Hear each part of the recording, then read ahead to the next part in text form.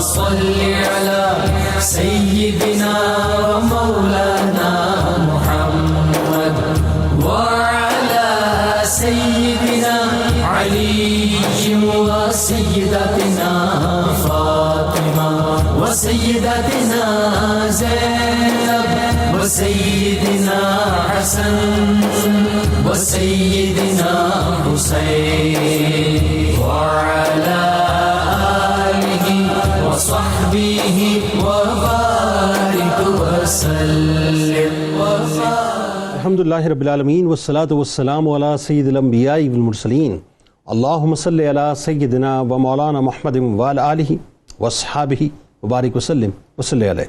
دنیا کے تمام دیکھنے والوں، تمام چاہنے والوں کو، تمام پیار کرنے والوں کو، اور جہاں جہاں تک اس وقت میری آواز کو سنا اور مجھے دیکھا جا رہا ہے، جنید اقبال کی جانب سے انتہائی محبت کے ساتھ السلام علیکم۔ ایک بار پھر ناظرین، آپ کو پر نور صبح میں صبح نور کے ساتھ میں دل کی گہرائیوں سے خوش آمدید کہتا ہوں، اور آئیے چلتے ہیں بلا توقف حضرت ابو انیس محمد برکت علی علیہ رحمہ کی تالیف اسماء النبی کریم صلی اللہ علیہ وآلہ وسلم سے رسول اللہ صلی اللہ علیہ وآلہ وسلم کا ایک اسم مبارک پڑھنے اور سننے کی سعادت حاصل کرتے ہیں۔ سیدنا مبارک العالی صلی اللہ علیہ وآلہ وسلم، ہمارے سردار بابرکت خاندان والے، درود و سلام بھیجے اللہ آپ صلی اللہ علیہ وآلہ وسلم پر، آپ صلی اللہ علیہ وآلہ وسلم کی آل پاک پر، اور صحابہ کرام رضوان اللہ تعالیٰ علیہم اجمعین پر۔ حضرت عبد الرحمن رضی اللہ تعالیٰ عنہ سے روایت ہے کہ حضور نبی کریم صلی اللہ علیہ وسلم نے فرمایا کہ کوئی بندہ اس وقت تک مومن نہیں ہو سکتا جب تک کہ میں اس کے نزدیک اس کی جان سے بھی محبوب تر نہ ہو جاؤں، اور میرے اہل بیت اسے اس کے اہل خانہ سے محبوب تر نہ ہو جائیں، اور میری اولاد اسے اپنی اولاد سے بڑھ کر محبوب نہ ہو جائے، اور میری ذات اسے اپنی ذات سے محبوب تر نہ ہو جائے۔ ناظرین کرام، آج بنیادی طور پر یہی ہمارا موضوع ہے کہ ایک ایسی ہستی پاک کی بارگاہ میں ہم انشاءاللہ ہدیہ تہنیت پیش کریں گے کہ جن کی محبت، میں تیقن سے بات کہہ رہا ہوں ناظرین، ہمیں دنیا میں بھی سرفراز کرے گی انشاءاللہ اور آخرت میں بھی ممتاز کرے گی، لہٰذا جو سنانے والے ہیں ان کو سنیں، کیونکہ سنانے والے تو برکتیں لیں گے لیکن سننے والے میرا یقین ہے انشاءاللہ ان کے ساتھ ان برکتوں میں شامل ہوں گے۔ بات یہ ناظرین کہ حضرت عبداللہ ابن مسعود رضی اللہ تعالی عنہ فرماتے ہیں کہ آل رسول صلی اللہ علیہ وآلہ وسلم کی ایک دن کی محبت ایک سال کی عبادت سے بہتر ہے۔ گلشن فاطمۃ الزہرا سلام اللہ علیہا کے نوری گلشن کے نورانی اور مہکتے پھولوں کی ناظرین شان ہی کچھ نرالی ہے کہ یہ وہ نوری گلشن ہے کہ جس کے ہر پھول کی اپنی خوشبو، اپنا ایک رنگ، اپنی ایک شان ہے۔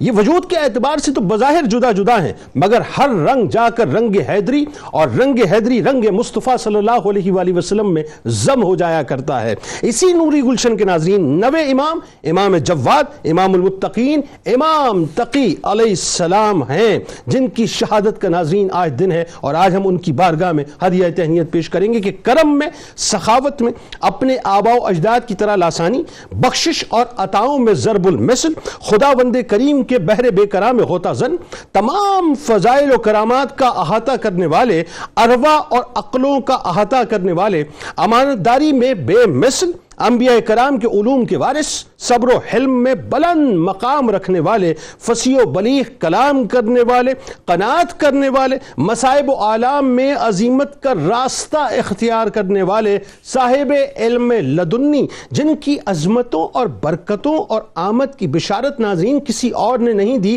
بلکہ خود آپ علیہ السلام کے والد گرامی امام علی رضا علیہ السلام نے دی، اور جن کی آمد، مجھے کہنے دیجئے جملہ، جن کی آمد دشمنان اہل بیت کو قدرت کی طرف سے ایک بھرپور جواب تھا جو سلسلہ اہل بیت کے منقطع ہونے کا طعنہ دیا کرتے تھے۔ آپ علیہ السلام ناظرین کرام وہ ہستی ہیں، وہ پاک ہستی ہیں جو بچپن ہی میں والد گرامی جناب امام علی رضا علیہ السلام کی شہادت کے بعد امامت کے منصب پر فائز کیے گئے، یعنی بچپن ہی میں علم و عرفان کا مرقع و مرصع بنا کر امامت و بزرگیت کی کرسی پر نہ صرف مسند نشین کیے گئے بلکہ اپنے جد کی سنت پر عمل کرتے ہوئے عظیمت کے راستے پر گامزن کیے گئے۔ سیدنا امام محمد تقی علیہ السلام وہ ہستی ہیں جو بچپن ہی کے زمانے میں مصائب اور آلام اور پریشانیوں کا مقابلہ کرنے کے لیے تیار ہو گئے کہ ذرا سوچیے ناظرین، میں ایک جملہ ادا کرنا چاہتا ہوں کہ جن ہستیوں کے صدقے آج ہمارے آنگن اگر آباد ہیں نا، یعنی ہمارے ماں باپ کے سائے ہمارے اوپر سلامت ہیں. وہ امام تقی علیہ السلام دشمنان اہل بیت کی وجہ سے ناظرین اطمینان اور سکون کے لمحات میں ماں باپ کی محبت اور شفقت و تربیت کے سائے میں زندگی گزارنے کا انتہائی کم موقع پاتے ہیں. امام محمد تقی علیہ السلام کی ہستی وہ ہستی ہے ناظرین جو ان اخلاق کی اور اوصاف حمیدہ کی انتہائی بلندیوں پر فائز تھے جس کا انسان تصور کرتا ہے کہ جس کی معراج رسول اور آل رسول صلی اللہ علیہ وآلہ وسلم کا خاص وصف اور ترہ امتیاز تھی کہ عاجزی ایسی کہ ہر ایک سے جھک کر ملا کرتے تھے، ضرورت مندوں کی حاجت روائی کا پورا بندوبست فرمایا کرتے تھے، مساوات اور سادگی کو ہر حالت میں پیش نظر رکھا کرتے تھے، اپنے اجداد کی سنت پر عمل کرتے ہوئے غربا کی پوشیدہ طور پر خبر لیا کرتے تھے اور دوستوں کے علاوہ دشمنوں تک سے اچھا سلوک کرتے تھے. اللهم صل على سيدنا ومولانا محمد وعلى سيدنا علي وسيدتنا فاطمة وسيدتنا زينب وسيدنا حسن وسيدنا حسين وعلى آله وصحبه وبارك وسلم. اللهم صل على سيدنا ومولانا محمد وعلى سيدنا علي وسيدتنا فاطمة وسيدتنا زينب وسيدنا حسن وسيدنا حسين وعلى آله وصحبه وبارك وسلم. ہمارے لیے تو یہی سعادت کی بات ہے کہ ان کے غلاموں کے رجسٹر میں ہمارا نام شامل ہو جائے. آپ کا بنیادی تعارف، خاندانی عظمت اور کیا قدرت نے آپ کے ذریعے سے جواب دیا اہل بیت کی آل کی ایکسٹینشن کا، بتائیے. بسم اللہ الرحمن الرحیم. هو القادر هو الحق هو المعین. امام محمد تقی علیہ السلام ایک ایسی شخصیت کہ جب آپ کی سیرت کو ہم پڑھتے ہیں تو دو ہی ادوار ملتے ہیں. ایک آپ کا بچپن ملتا ہے، دوسری نوجوانی ملتی ہے اور پھر شہادت ہے. اللہ جسے پڑھ کر دل رنجیدہ خاطر ہو جاتا ہے کہ وہ امت جن پر قرض تھا محبت اہل بیت. اللہ اس فرض تھا، بلکہ جی فرض تھا پلس قرض تھا. ادائیگی کے بجائے انہوں نے کیا مظالم کے پہاڑ توڑے. آپ رضی اللہ عنہ اتنی عظیم شخصیت ہیں کہ میں سوچ رہا تھا کہ ہماری یہ اوقات نہیں ہے کہ اپنے الفاظ آپ کی ذات کے حوالے سے کہے جائیں. درست. میں تمہیداً دو بڑی شخصیات ہیں امت کی، ایک حضرت علامہ یوسف بن اسماعیل نبہانی رحمہ اللہ اور دوسرے شیخ اکبر شیخ محی الدین ابن عربی رحمہ اللہ. انہوں نے کیا کہا تو پھر خود اندازہ ہو جائے گا کہ شخصیت کتنی اعلیٰ ہے. شیخ علامہ یوسف بن اسماعیل نبہانی عاشق رسول رحمہ اللہ ہیں. آپ فرماتے ہیں کہ احد کبار الامہ، کہ حضرت امام تقی علیہ السلام جو ہیں احد کبار الامہ، امت کے کبار ائمہ کرام میں سے ایک ہیں. اور فرماتے ہیں مصابیح الامہ، اور آپ وہ ہیں جو امت کے لیے چراغ ہیں. شیخ اکبر شیخ محی الدین ابن عربی رحمہ اللہ نے جب آپ کا ذکر کیا تو آپ کے 15 القابات ذکر کیا. اچھا 15 القابات ذکر کیے. ان میں سے چند القابات میں آپ کے پیش گوش گزار کرتا ہوں. آپ نے فرمایا کہ آپ وہ ہیں غواص بحر القدم، کہ جو روحانیات کا جو سمندر ہے اس کے بہترین غوطہ زن ہیں. اللہ غواص بحر القدم. سبحان اللہ، کیا خوبصورت. پھر آپ نے فرمایا کہ محیط الفضل والکرم.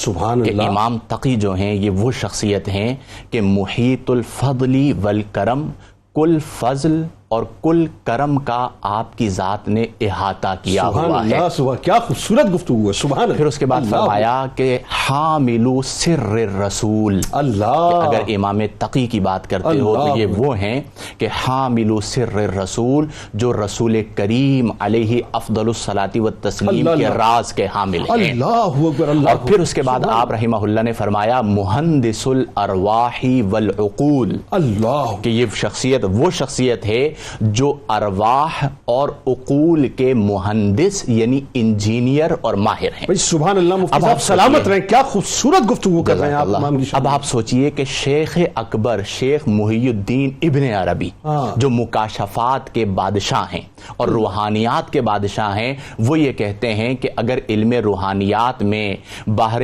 علم کے اندر اگر تم کچھ حاصل کرنا چاہتے ہو تو تمہیں امام تقی کی بارگاہ میں آنا ہوگا. اور کیوں نہ ہو. والد کو دیکھیے کیا نسبت حاصل ہے اپنے وقت کے امام علی رضا رضی اللہ عنہ.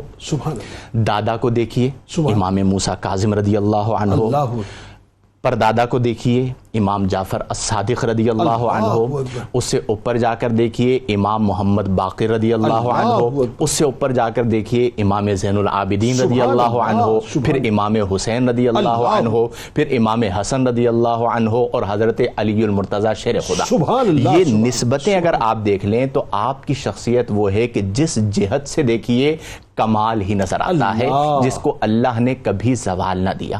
اور اہل بیت کا کمال ہی وہ واحد کمال ہے کہ جس میں کبھی زوال نہیں ہے. ایسا کمال کہ جس کو زوال ہی نہیں، جس کو زوال ہی نہیں ہے. اور جو اس کمال سے جڑ گیا اسے بھی اللہ تبارک و تعالی لا زوال کر دیتا ہے، با کمال کر دیتا ہے.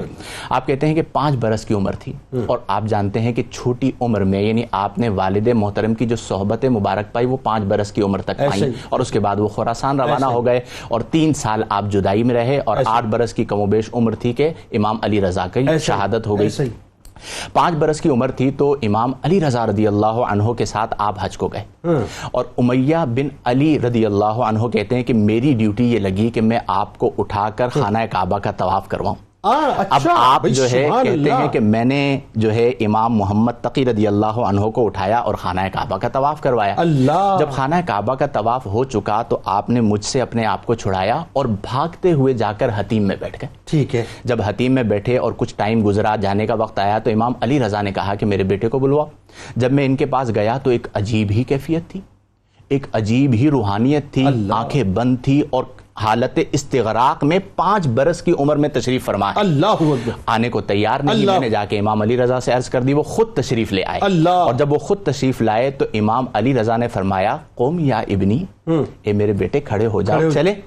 تو آپ نے کیا جواب دیا؟ آپ نے فرمایا کیف اقوم یا ابی، اے میرے والد محترم میں کس طرح یہاں سے کھڑا ہوں جبکہ آپ یہاں پر ودعت الیوم البیت وداعا لا رجوع بعدہ، کہ آج آپ وہ حج کر رہے ہیں اور وہ حاضری دے رہے ہیں کہ جس حاضری کے بعد یہاں پر آپ کی دوبارہ حاضری نہیں ہوگی. اللہ اکبر. امام علی رضا رضی اللہ عنہ کی آنکھوں سے اشک جاری ہو گئے، کیفیت طاری ہو گئی اور 5 برس کی عمر میں اپنے شہزادے کو دیکھتے ہیں کہ بصیرت کا عالم یہ ہے کہ اس عمر میں اس بات کو دیکھ رہے ہیں کہ میں نے یہاں سے جب خراسان جانا ہے تو لوٹ کر پھر یہاں پر نہیں آنا. تو وہ سارے پردے اس عمر میں اللہ نے ڈالے. اسی لیے تو وہ لوگ جو کہتے تھے نا کہ جی اس مسند پر کون بیٹھے گا، تو اللہ نے کم عمری میں وہ مسند عطا فرمائی کہ لوگ حیران تھے کہ وقت کے تمام مفسرین، وقت کے تمام محققین، وقت کے تمام علماء، وقت کے تمام فقہا اس ایک نوجوان کے سامنے دو زانو ہو کر بیٹھا کرتے. سبحان اللہ، کیا خوبصورت حسین تمہید ہے. اللہ آپ کو جزائے جمیل عطا فرمائے. صحیح ہے صاحب. اب اس میں ایک بات دیکھیں، 5 برس کی عمر ہے، وہی بات ہے اللہ نے سارے پردے کھول دیے. ایک تو بات کہ آپ کی ولادت جس پہ میں بڑا خوش ان جملوں پر ہوتا ہوں، جس کا کم و بیش مفہوم یہ ہے کہ جب امام علی رضا علیہ السلام نے فرمایا کہ ان قریب میرے یہاں اولاد ہوگی اور بڑی عظمتوں والی اور بڑی برکتوں والی ہوگی، یعنی آپ نے اسی وقت فرما دیا تھا کہ جواب آنے والا ہے قدرت سے، اور جواب ایسا ہے کہ 5 برس کی عمر میں. اب 5 برس کی عمر تک تو آپ کو صحبت ملی اپنے والد کی، اس کے بعد ظاہر 3 برس کی قید ہے امام علی رضا علیہ السلام کی، اور اس کے بعد شہادت ہے. لیکن یہ جو علم و فضل 5 برس میں آپ کو مل گیا، ذرا اس کے بارے میں مزید بیان کیجئے کہ اللہ تعالیٰ نے کیا اوج کمال آپ کو عطا فرمایا. بسم اللہ الرحمن الرحیم. اللہم صلی وسلم وبارک علی سیدنا و مولانا محمد وعلی آلہ وآل بیتہ اجمعین.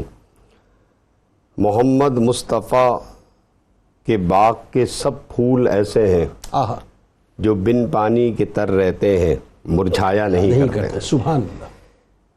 چمنستان فاطمہ کی جب بات ہو رہی ہو تو خود بخود روح میں بالیدگی پیدا ہو جاتی ہے۔ اور امام سیوطی نے ایک جگہ لکھا کہ یہ سند ابھی مفتی صاحب پڑھ رہے تھے، یہ سند ہی پڑھ کے کسی مجنون پر دم کر دی جائے تو اس کا جنون چلا جاتا ہے۔ ایسا ہی ہے، ایسا ہی ہے۔ کسی کن ذہن کے اوپر پڑھ کے دم کر دیں تو اس کی کن ذہنی دور ہو جاتی ہے۔ بس یہ سمجھ اللہ لیجیے پاک یہ شفا تیقن ہونا عطا چاہیے فرما کہ یہ نام ہی بے نامی کے لیے کافی ہیں، دیتا۔ واہ واہ۔ بے نام کو نام دے دیتے ہیں۔ تو یہ وہ ذات عالی ہیں کہ جن کا تذکرہ یقیناً ایمان کو جلا بخشتا ہے، اور حضرت امام کا مقام تو بہت ہی بلند و بالا ہے۔ جہاں تک ان کے علم و فضل کی بات ہے تو یہ بات طے ہے کہ جس خاندان سے آ رہے ہیں یہ باب علم کا ایک کہنا چاہیے کہ وہ پھول ہے کہ جہاں علم آ کر سر جھکاتا ہے، اللہ کاسہ علم خود کھڑا ہوتا ہے کہ مجھے کچھ ایسی جلا بخش دیں کہ دنیا جاننے لگے کہ میں بھی علم کہلاتا ہوں۔ علم کاسا لے کے خیرات لیتا ہے، بات یہ بالکل واہ۔ ٹھیک، بالکل ٹھیک۔ تو حضرت کا جو مقام اور مرتبہ ہے اپنی جگہ ہے۔ کئی واقعات میں تو ایک واقعہ بڑا دلچسپ ہے۔ ایک مرتبہ ایسا ہوا کہ علامہ ابن حجر مکی حیثمی رحمۃ اللہ تعالی علیہ نے اس واقعے کو نقل کیا کہ قاضی یحییٰ بن اقسم کے ساتھ ایک معاملہ ہوا۔ قاضی القضا تھے وہ، قاضی القضا تھے، چیف جسٹس۔ ایک بات ہوئی، قاضی نے خلیفہ سے کہا کہ اگر آپ کی اجازت ہو تو میں امام سے بات کر لوں، چھوٹی عمر کے تھے نا۔ بالکل۔ تو قاضی نے کہا بالکل ضرور کیجئے۔ سارا شہر امنڈ کے آ گیا۔ یہ بڑے مامون بڑے الرشید علماء کے دور کا فضلاء۔ واقعہ ہے اور آپ خراسان میں موجود ہیں۔ جی ایسا ٹھیک ہے۔ یہ سارا شہر جب جمع ہو گیا ہے، کم عمر 9 عمر بچہ ہے، خلیفہ نے اپنے برابر میں سیٹ پہ بٹھایا اس کو، یہاں بیٹھے۔ 8 برس کی عمر ہے۔ جی ہاں، اور قاضی صاحب سامنے بیٹھے ہوئے۔ قاضی صاحب نے جو سوالات کیے امام نے جوابات دے دیے۔ ٹھیک ہے۔ اب جب قاضی صاحب کے سوالات ختم ہو گئے تو امام نے کہا میں بھی ایک سوال کر لوں؟ کہا بالکل کیجئے۔ اب امام نے سوال کیا، بتاؤ وہ کون سی ایسی عورت ہے یا اس شخص کے بارے میں تم کیا کہتے ہو کہ جس کے بارے میں کہ اگر کسی عورت پر ایک ہی وقت میں وہ عورت اس کے لیے 4 دفعہ حلال ہو گئی اور 4 دفعہ حرام ہو گئی ایک ہی دن میں؟ تو اس نے کہا کہ لا ادری، میں نہیں جانتا، میں نہیں جانتا۔ اے اللہ، اے ابن رسول اللہ، آپ ہی اس کا جواب دیجئے۔ تو حضرت نے پھر جواب میں ارشاد فرمایا دیکھو، صبح ایک شخص کی کسی باندی پہ نظر پڑی، وہ باندی تھی اس وقت، حرام تھی۔ پھر صبح جب سورج طلوع ہوا اس نے اس باندی کو خرید لیا، حلال ہو گئی۔ پھر جب ظہر کا وقت آیا تو ظہر کے وقت وہ پھر اس کے اوپر حرام ہو گئی، اور پھر عصر کا وقت آیا تو عصر کے وقت پھر اس کے لیے حلال ہو گئی، مغرب کے وقت پھر اس کے لیے حرام ہو گئی، عشاء کے وقت پھر حلال ہو گئی۔ تو جب یہ سوال میں الجھن پیدا کی، قاضی صاحب تو گھبرا گئے، چکرا گئے۔ تو عرض کیا، اے ابن رسول اللہ، اس کی وضاحت کر کے آپ یہ ارشاد فرما دیں۔ میں خود الجھ رہا تھا، میں یہ سوچ رہا تھا اس کی وضاحت ذرا سی آنی چاہیے۔ اس کی وضاحت کر دیں۔ تو حضرت نے فرمایا اس کی وضاحت یہ ہے کہ صبح کے وقت وہ باندھی تھی جس وقت وہ حرام تھی، اب جب اس کو خرید لیا تو حلال ہو گئی، ظہر کے وقت اس کو آزاد کر دیا پھر حرام ہو گئی، عصر کے وقت اس کے ساتھ نکاح کر لیا پھر حلال ہو گئی، مغرب کے وقت اس کے ساتھ طلاق زہار کر لی، عشاء کے وقت طلاق زہار کا کفارہ ادا کر دیا پھر حلال ہو گئی۔ اب اس کے بعد آدھی رات کو، یعنی عشاء کے وقت جب طلاق زہار کا کفارہ ادا کر دیا حلال ہو گئی، تو آدھی رات کو اس عورت کو ایک طلاق رجعی دے دی پھر حرام ہو گئی، اور اگلے دن صبح جو ہے پھر اس سے رجوع کر لیا پھر حلال ہو گئی۔ تو ایک ہی دن کے اندر ایک عورت کو 4 مرتبہ حرام کیا، 4 مرتبہ حلال کیا۔ تو قاضی وقت، چیف جسٹس جس کو کہتے ہیں، کہ وہ اتنا حیران ہوا آپ کے علم و فضل کے آگے، اور کہتے ہیں کہ ان کے اس علم و فضل کے سامنے بڑے بڑے نابغہ روزگار جو ہے وہ اپنی بے بدعاتی کو ڈھانپتے پھرتے۔ یہ جو آپ بات بتا رہے ہیں اس روایت میں ایک خاص بات جو مطلب میں پڑھ رہا تھا کتب میں، وہ یہ کہ تقریباً 900 کے قریب تو کرسیاں لگائی گئی تھیں، مجمع اس سے کئی زیادہ تھا، حکومت کے اعلیٰ اراکین موجود تھے، خود مامون الرشید موجود تھا۔ اس وقت جو جید علماء کرام تھے جو مسند نشین تھے وہ سارے موجود تھے، اور قاضی القضاء خود موجود تھے، اور اس کے بعد جو ہے امام تقی علیہ السلام اپنی 9 عمری میں موجود تھے، اور وہ پوری دنیا دیکھ رہی تھی کہ اہل بیت کا جو مبارک خون ہے یا مبارک علم ہے کس طرح سے بولتا ہے۔ ناظرین ہمارے ساتھ آپ موجود ہیں، اور آئیے اب آپ کو لیے چلتے ہیں لاہور، اور لاہور میں ہمارے ساتھ موجود ہیں پروفیسر بشارت صدیق ہزاروی صاحب۔ پروفیسر صاحب یہ بتائیے کہ آپ کا تدبر، آپ کی فراست، آپ کی ذہانت، میں مطلب یہ سوال کرتے ہوئے ایسا ہے کہ تدبر آپ سے تدبر لے، فراست آپ سے فراست سیکھے، ذہانت آپ سے سیکھ کر ذہین ہو، بتائیے۔ بسم اللہ الرحمن الرحیم والصلاة والسلام علی سید الانبیاء والمرسلین۔ جنید بھائی، آج جس ہستی کے حضور ہم خراج عقیدت پیش کر رہے ہیں، سب سے پہلی بات تو میں عرض کروں گا کہ امام نووی نے ریاض الصالحین میں اہل بیت کے فضائل کے والے سے جو باب باندھا ہے، تو اہل بیت کی تعظیم اور توقیر کرنے کے والے سے جو آیت وہاں وہ لائے ہیں، فرمایا کہ وَمَن يُعَظِّمْ شَعَائِرَ اللَّهِ فَإِنَّهَا مِن تَقْوَى الْقُلُوبِ، کہ جو شاعر اللہ ہیں ان کی تعظیم کرنا یہ دلوں کے تقوی سے ہے۔ اور اس شاعر اللہ کی بات کر کے آگے آپ لکھتے ہیں کہ اگرچہ یہاں حج کے شاعر مراد ہیں، حج کی نشانیاں مراد ہیں، لیکن معنی یہاں عمومی طور پر بھی لیا جائے گا، اور اہل بیت بھی شاعر اللہ میں شامل ہیں، اور ان کی تعظیم و توقیر اسی طرح ہے جس طرح شاعر اللہ کی تعظیم کی جاتی ہے۔ آپ نے بات کی فراست کی، تدبر کی، ذہانت کی، تو اس میں یہ عرض کروں گا کہ ایک عام بندہ مومن کے حوالے سے نبی رحمت صلی اللہ علیہ وسلم نے ارشاد فرمایا، اتقوا فراست المؤمن فإنه ينظر بنور اللہ، مومن کی فراست سے بچو، وہ اللہ کے نور سے دیکھتا ہے۔ یہ تو ایک عام بندہ مومن کے حوالے سے بھی ہے، تو جو خون رسول ہو ان کی فراست، ان کے تدبر اور ذہانت کا کیا کہنا۔ اعلیٰ حضرت فاضل بریلوی رحمۃ اللہ علیہ فرماتے ہیں، خون خیر الرسول سے ہے جن کا خمیر، ان کی بیل و استینت پہ لاکھوں سلام۔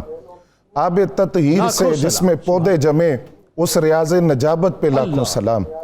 تو ان کے تدبر، جی بالکل، ان کے تدبر، فراست اور ذہانت کا اندازہ لگائیے۔ ابھی ہاشمی صاحب نے جس مجلس کا ذکر کیا اور آپ نے بھی اس کی کیفیت کو بیان کیا، اس میں قاضی القضات حضرت یحییٰ بن اقسم نے بھی ایک سوال کیا تھا حضرت امام محمد تقی جواد رضی اللہ تعالیٰ عنہ سے۔ وہ سوال یہ تھا، انہوں نے پوچھا یہ بتائیں کہ کوئی بندہ حالت حرام میں شکار کرتا ہے تو اس کا کفارہ کیا ہوگا۔ اب یہ بات ہم جانتے ہیں، علماء جانتے ہیں کہ جو فقہ کا باب ہے، فقہ کے باب میں کفارے کا باب، یہ انتہائی مشکل ترین باب ہے۔ اس سے سوال آپ نے پوچھا قاضی یحییٰ بن اقسم نے، تو آپ نے فرمایا کہ جب تک آپ کا سوال کامل نہیں ہوگا میں اس کا جواب نہیں دے سکتا، آپ کے سوال میں نقص ہے، کمی ہے۔ انہوں نے پوچھا کیسے؟ فرمایا دیکھیں آپ نے جو سوال کیا ہے اس کی 22 صورتیں بنتی ہیں۔ وہ اس طرح کہ وہ جو احرام اس نے باندھا ہے وہ عمرے کا احرام ہے یا حج کا احرام ہے۔ دوسری بات یہ ہے کہ جس جانور کو اس نے شکار کیا وہ چھوٹا جانور ہے یا بڑا جانور ہے۔ پھر یہ شکار اس نے پہلی دفعہ کیا ہے یا وہ کرتا رہتا ہے احرام باندھ کر۔ اس طرح کے 22 سوالات آپ نے ان پہ کیے۔ آپ نے فرمایا آپ کون سی صورت کی بات کر رہے ہیں اس میں سے؟ تو پھر مامون رشید نے آپ سے کہا کہ آپ اس کا جواب دیں۔ آپ نے ان 22 صورتوں کو تحریر کیا اور 22 صورتوں کے وہ تحریر، وہ سوالات لکھ کر پھر ان کے جوابات بھی لکھے۔ اور پھر مامون رشید نے کہا کہ یہ خانواد رسول کا علم اور ان کے فضل اور ان کے تقوی کا یہ عالم ہے۔ آپ کی ذہانت کی جب ہم بات کرتے ہیں تو کم سنی کے اندر ہی، ابھی 9 سال عمر ہے آپ کی، اور مامون رشید دورے پر ہے، شکار کے لیے نکلے، دیکھا نہیں تھا ابھی امام محمد تقی کو، پہلی مرتبہ ملاقات تھی، وہاں کچھ بچے بھی موجود تھے۔ جیسے ہی مامون رشید کو خلیفہ وقت کو بچوں نے دیکھا تو بچے دوڑ گئے۔ حضرت امام محمد تقی علیہ السلام جو تھے وہ اپنے مقام پر کھڑے رہے۔ تو اس نے قریب آ کر مامون رشید نے پوچھا کہ آپ نے دوڑ نہیں لگائی، آپ نہیں بھاگے؟ فرمایا بات یہ ہے کہ رستہ تانگ نہیں ہے کہ میری وجہ سے آپ کو گزرنے میں دشواری ہوتی، تو اس لیے میں اپنی جگہ پر موجود رہا۔ تو وہ آپ کی ذہانت سے بڑا متاثر ہوا اور آپ کے اس جواب سے بڑا متاثر ہوا۔ جب وہ چلا گیا تو اس نے اپنے باز کو فضا میں چھوڑا، تو باز فضا سے ایک مچھلی کو پکڑ کر لایا۔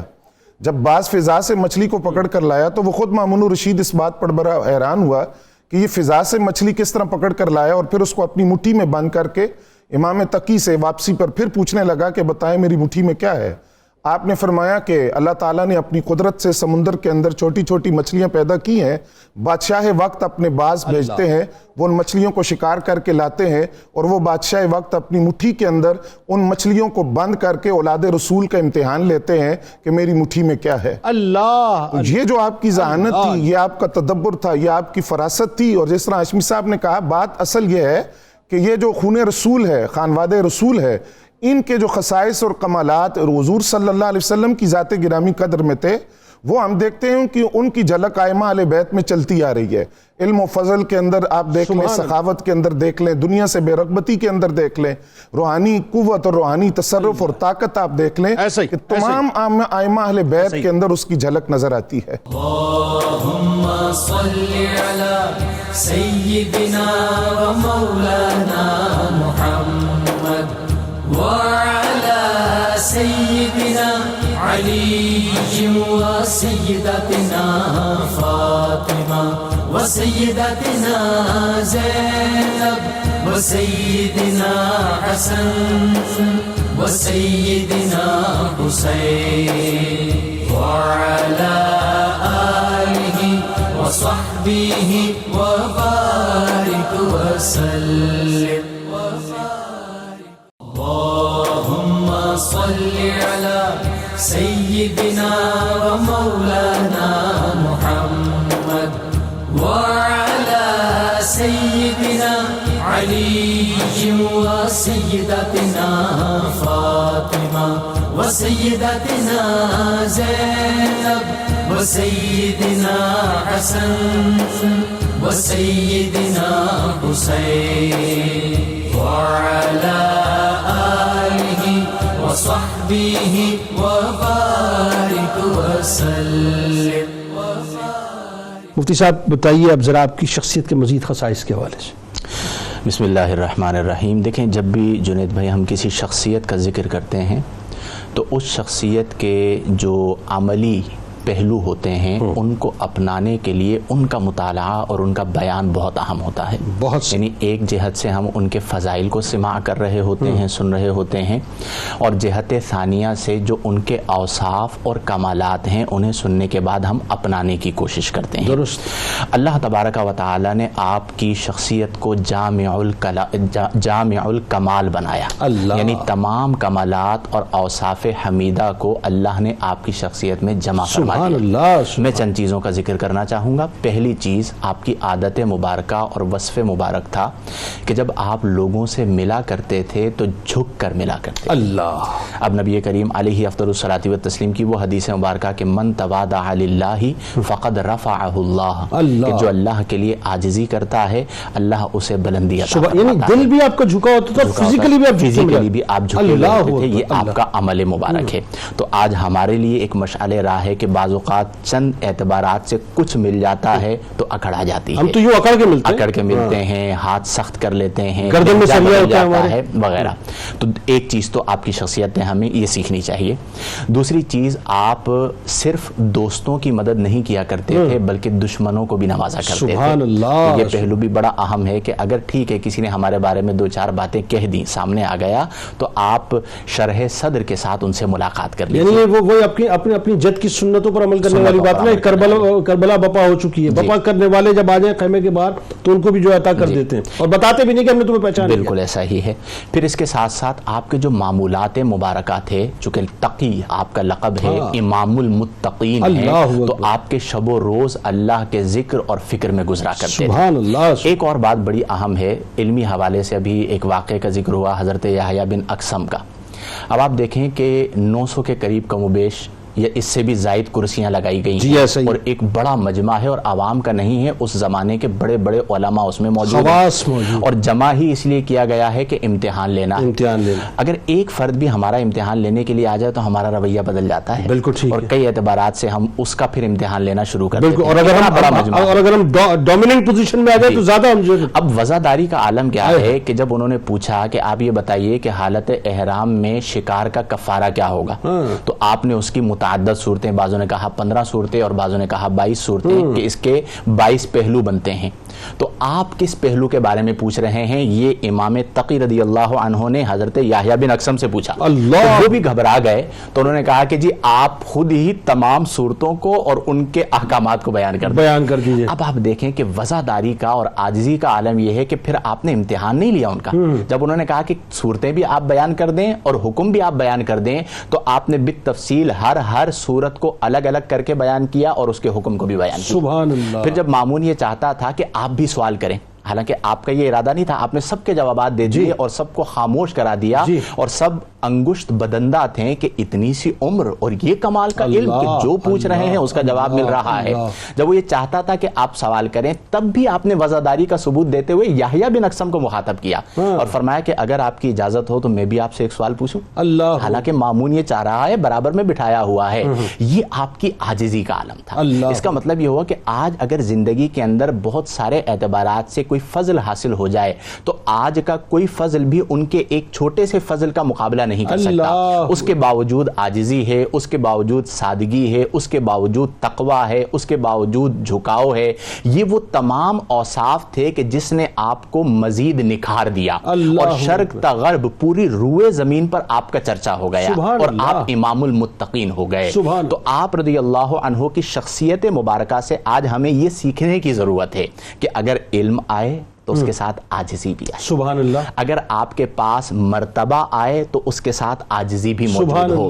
صاحب مقام و مرتبہ و علم و فضل ہوں لیکن آپ کا دل لوگوں کے لیے وسیع ہو. اللہ. جب کوئی آ جائے، اپنا نہیں پرایا بھی آ جائے، دشمن بھی آ جائے، جس کے بارے میں آپ کو حتماً قطعاً پتا ہو کہ اس کے دل میں میرے بارے میں اچھائی نہیں ہے، آپ اس کو بھی نواز دیں. اللہ. جب آپ ان بزرگوں کی ان چیزوں کو عملی طور پر اپناتے ہیں تو پھر جو ان کا روحانی فیض اور ان کے جو اسرار ان کی ذات میں اللہ نے رکھے ہیں پھر اس سے آپ کو حصہ ملنا شروع ہوتا ہے. پھر آپ فقیر بنتے ہیں. اللہ. عالم آپ بن جاتے ہیں، عمومی طور پر فقیر نہیں بنتے. اس لیے علامہ اقبال رحمہ اللہ نے فرمایا تھا نا کہ فقر کے ہیں معجزات، تاجو سریر و سپاہ، فقر ہے میروں کا میر، فقر ہے شاہوں کا شاہ. کہ آپ فقیر مدینہ بن جائیں، نبی کریم کے در کے فقیر بن جائیں، فقیرانہ مزاج اپنا لیں تو پھر آپ کا حال یہ ہوگا کہ فقر کے ہیں معجزات. معجزات فقر یہ ہیں کہ تاج بھی اس کا، تخت بھی اس کا، فوج بھی اس کی. پروفیسر صاحب یہ بتائیے، شہید ابن شہید ابن شہید، یعنی سوچئے کہ شہادت تو ظاہر ہے آپ کے در کی ہے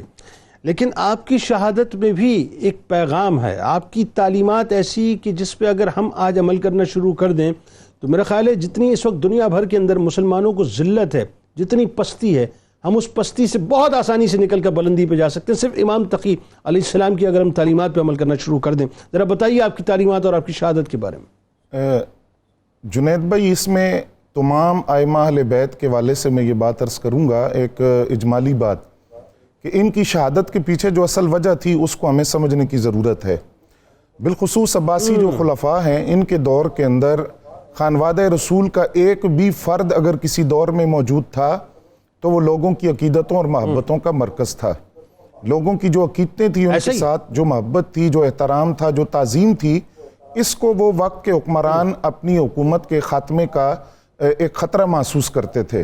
اور میں یہ بات عرض کروں، اسی سے ڈرتے تھے بنو عباس بنو ابی. جی بالکل.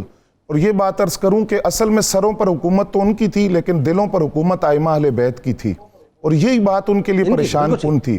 بلکہ یہ بھی عرض کروں کہ آج صدیاں گزر گئی ہیں، ان کا جو علم و فضل، جو ان کا تقوی ہے، جو ان کی روحانی قوت ہے، تصرف ہے، یعنی آج بھی ہم دیکھ رہے ہیں کہ صدیاں بعد بھی جب وہ ظاہری طور پر پردہ کر گئے آج بھی کچھ لوگوں کو وہ برداشت نہیں ہو رہی.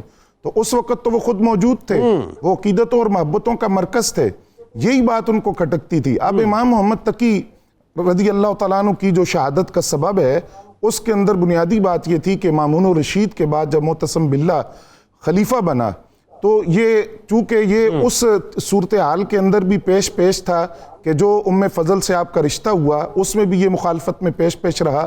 پھر امام علی رضا علیہ السلام کی جو ولی عہد کے حوالے سے اس میں بھی اس نے مخالفت کی. پھر جب آپ کے علم اور فضل کو دیکھا کہ وہ حجاز سے نکل کر کن کن علاقوں تک وہ شہرت چلی گئی اور عمر بھی آپ کی ابھی کچھ نہیں ہے، تو پھر اس نے آپ کو مدینہ طیبہ سے بلایا اور 1 سال کے لیے قید کیا گیا، نظر بندی کی گئی اور دوسرے سال ہی اپنی خلافت کے دوسرے سال بعد روایات کے مطابق آپ کو زہر دے کر شہید کر دیا گیا۔ لیکن اس میں بنیادی بات ہمیں یہی ذہن میں رکھنی چاہیے کہ یہ لوگوں کی عقیدتوں اور محبتوں کا مرکز تھے۔ حکمران یہ سمجھتے تھے کہ یہ جو بات ہے یہ ہماری حکومت کے خاتمے کا سبب بن جائے گی، جو لوگوں کا رجوع ہے ان کی طرف۔ لیکن جو آپ نے تعلیم و تربیت جس انداز سے کی ہے، لوگوں کی اصلاح جس انداز سے کی ہے، وہ اپنی مثال آپ ہے۔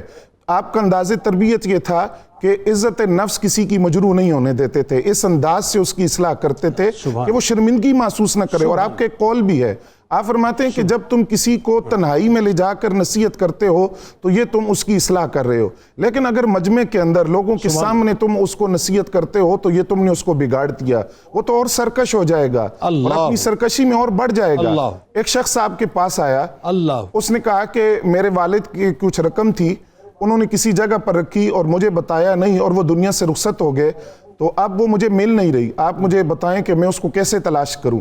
تو آپ نے فرمایا تم ایک کام کرو، تم جاؤ اور نماز عشاء کے بعد سونے سے پہلے 100 مرتبہ درود شریف کا نذرانہ بارگاہ رسالت مآب صلی اللہ علیہ وسلم میں پیش کرو۔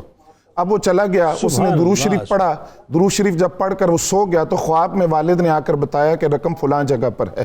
اور ساتھ ہی دوسری بات جو کی، اس نے کہا کہ مجھے امام محمد تقی نے حکم دیا ہے کہ اپنے بیٹے کو خواب میں جا کر بتاؤ کہ وہ رقم کہاں رکھی ہے۔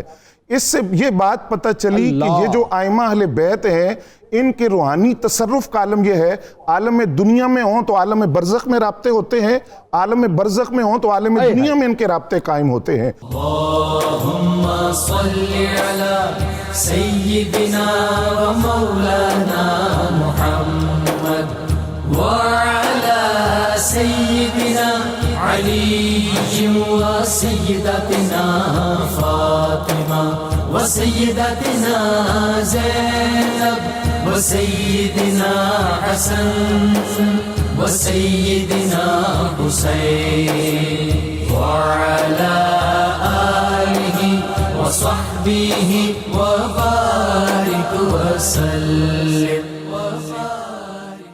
اللهم صل على سيدنا ومولانا محمد وعلى سيدنا علي وسيدتنا فاطمة وسيدتنا زينب وسيدنا حسن وسيدنا حسين وعلى آله وصحبه وبارك وسلم۔ ناظرین کرام، ابھی ہمیں جوائن کیا ہے ملک کے ممتاز شناخواں جناب حسان بن خورشید نے۔ آپ کو خوش آمدید کہتا ہوں، السلام علیکم۔ کتاب الشفا کی جانب چلتے ہیں۔ سورہ کوثر کی خاصیت، جس شخص کی اولاد زندہ نہ رہتی ہو تو 41 دن تک بلا ناغہ نماز فجر کے بعد 700 مرتبہ سورہ کوثر پڑھے، انشاءاللہ اس کی اولاد زندہ رہے گی۔ وظیفے کے دوران حسب توفیق صدقہ بھی دیتے رہیں۔ امام محمد تقی علیہ السلام کے قول مبارک ہے کہ توبہ کی قبولیت کی 4 شرائط ہیں: دل میں احساس ندامت، زبان سے استغفار، گناہ کی تلافی اور دوبارہ نہ دہرانے کا عزم کرنا۔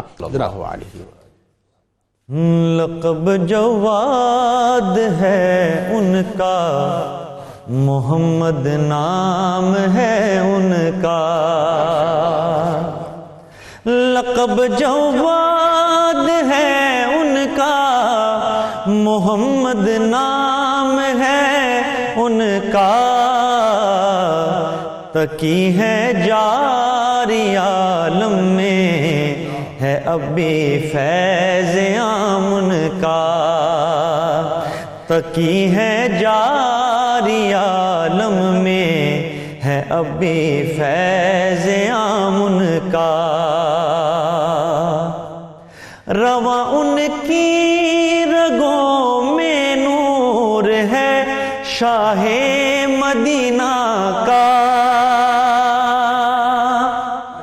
رواں ان کی رگوں میں ہے نور ہے شاہ مدینہ کا۔